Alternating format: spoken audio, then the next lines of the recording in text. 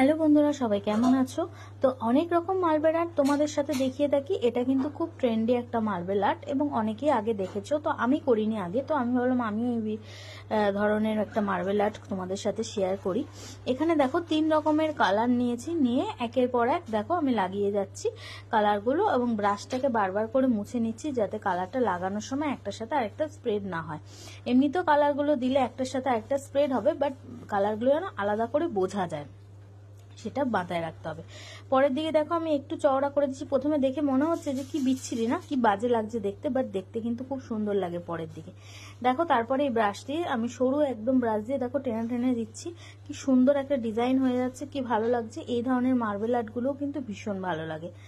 তো দেখো আমি মিডিলে আবার একটু পিঙ্ক কালার দিয়ে নিয়ে এটাকে কিওর করেছি 60 সেকেন্ড। কিওর করার পর ওপর দিয়ে টপ করে দিয়ে দিচ্ছি। কতটা সুন্দর লাগছে, একটা নতুনত্ব ডিজাইন কিন্তু লাগছে, কিন্তু দেখে প্রথমটা কতটা মেসি লাগছিল। তো কেমন লাগলো তোমাদের অবশ্যই তোমরা জানিও। আরো নতুন ভিডিও দেখার জন্য ফলো করো।